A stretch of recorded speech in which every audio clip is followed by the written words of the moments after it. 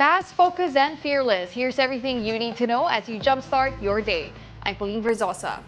Former President Rodrigo Duterte admitted that he formed a death squad when he was the mayor of Davao City.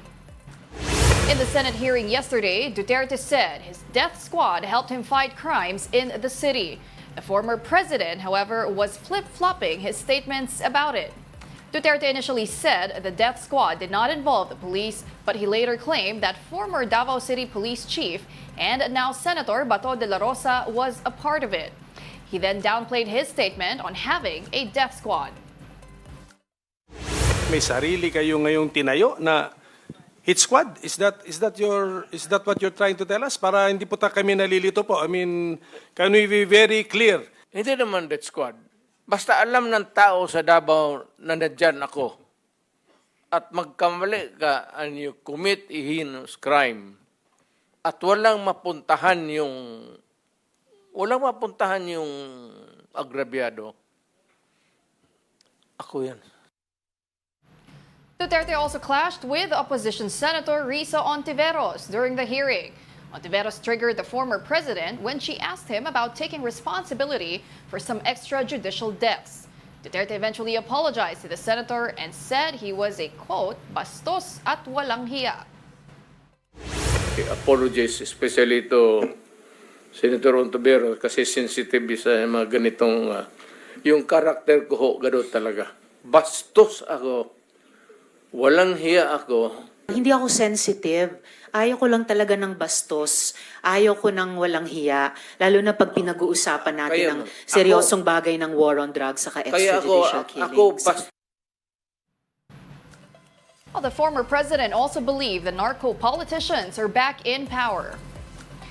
In a press briefing after the Senate hearing, Duterte said the narco-politicians are even back in Davao City. He, however, said he cannot do anything about it now since he has no government power. Duterte promised Davaoeños that he will restore peace and order if he wins the mayoral elections next year. The only way that you can deal with the problem is to have the government power. Hawak mo ang pulis at anong gusto mong mangyari dyan sa syudad mo, nasusunod. Kung hindi mo na kayang wala ka na yan, tahimik ka na lang. Pero bumabalik sila. Pati sa syudad nyo. Human Rights Watch senior researcher Carlos Conde says he was not surprised by former President Rodrigo Duterte's conduct during yesterday's Senate hearing. Here's an excerpt from his interview on The Big Story. What were your biggest takeaways, or what about the hearing stood out to you? Well, the one thing is that it was not surprising that Mr. Duterte behaved the way he did. And I think that's to the benefit of a lot of people, particularly the victims, because he said a lot of things today that might be useful in attempts to bring him to justice. You know, he admitted having his own death squad. He admitted, inducing police officers to commit crimes, things like that. So, in that sense, this was the hearing was, I would say, very revealing. On the other hand, though, I think the Senate was hijacked by this person. He basically ran away with it. He controlled practically the flow of the conversation, and the senators were not given much chance to question him in very significant ways. Senator Risa Ontiveros did try to elicit some answers from him, some more details, but he didn't get much help from her colleagues in the Senate. So that's kind of sad. And so, in my mind, I think the senators failed in their duty to really exercise some oversight in taking Mr. Duterte's word and holding it up to light, to make him in the future possibly accountable for what he did. So yeah, that's my take on that one. Oh, why? It's former President Duterte was at one point the one who was questioning the senators, right? If you're familiar with how he held press conferences when he was in power, it sounded like that a lot. So and the cursing and the use of expletives at every turn, they couldn't get a hold. They couldn't, control that.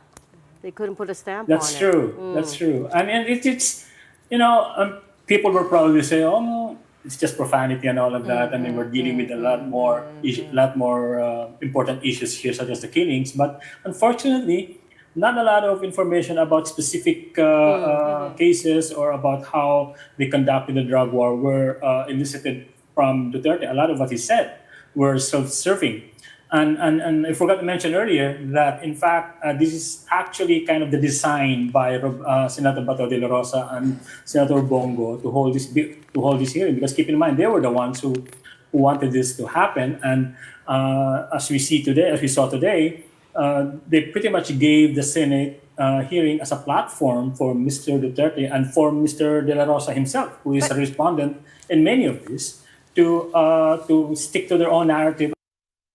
A former police official claimed that he was coerced to confirm the alleged reward system during the drug war. Former Mandaluyong Police Chief, Police Colonel Hector Grijaldo, said in a Senate hearing that Santa Rosa, Laguna Representative Dan Fernandez and Manila Representative Benny Abante were the ones behind his forced confession. Grijaldo said he has no idea about the reward system revealed by his Philippine National Police Academy classmate and former police officer Royina Garma.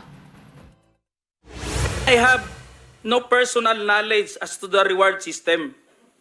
Additionally, I said, the work of the policeman are noble and requires great sacrifice, even without the reward or award.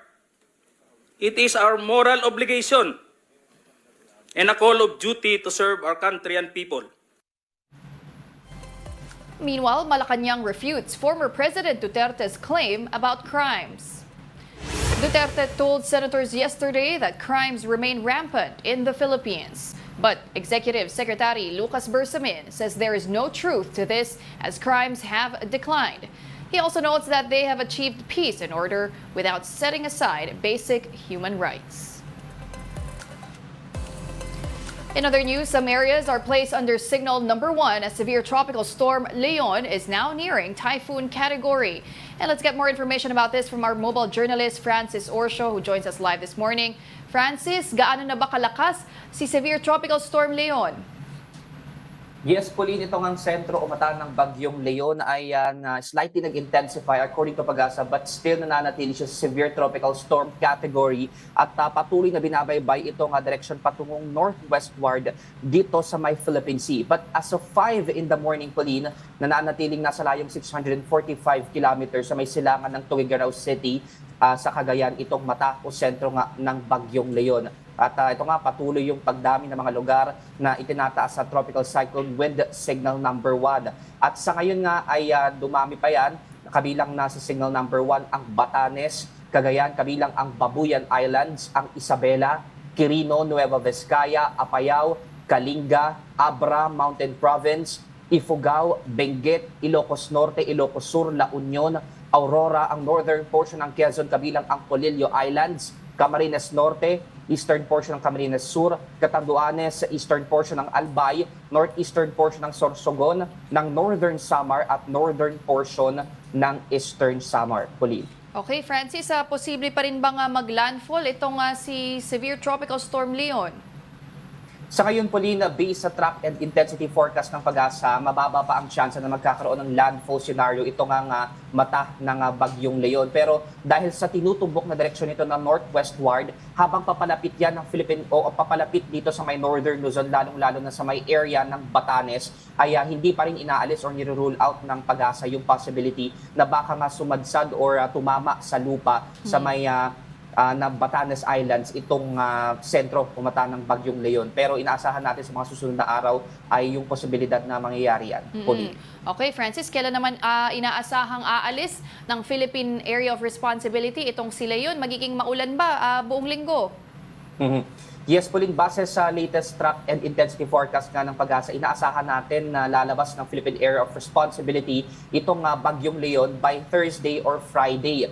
Pero kahit na makalabas yan, dahil nga nakikita pa rin talaga natin yung malawak din na kaulapan na sakop nito, ay makakaranas pa rin ng malalakas na bugso ng hangin itong mga nasa Hilagang Luzon. Kaya ngayon pa rin kaya hanggang ngayon ay pinaghahanda na rin, Pauline, ng PAGASA itong mga nasa areas na to sa Northern Luzon dahil ito talaga yung inaasahang makakaranas ng malalakas na palo ng hangin dahil dito sa bagyo. Okay, maraming salamat para sa update na yan. That was mobile journalist Francis Orsho. Now, bus trips from Metro Manila to Bicol remain suspended at PITX.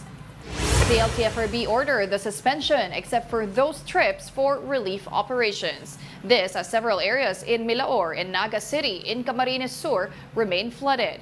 Passengers call on authorities to allow a few trips for them to be with their families. Siyempre sir, may mga kailangan din kami sa bahay. Mayroon naman darating na bagyo. Siyempre, preparation namin, hindi kami makapag-prepare kasi nandito kami. Siguro, ingay ko lang sa LTFRB, kahit kaunting bus lang, makakilos lang yung mga nandito sa Manila na makauwing Bicol. And those are the top stories of the hour. Join us later at 9 a.m. as we continue to monitor the day's biggest stories. I'm Pauline Verzosa. We are One News.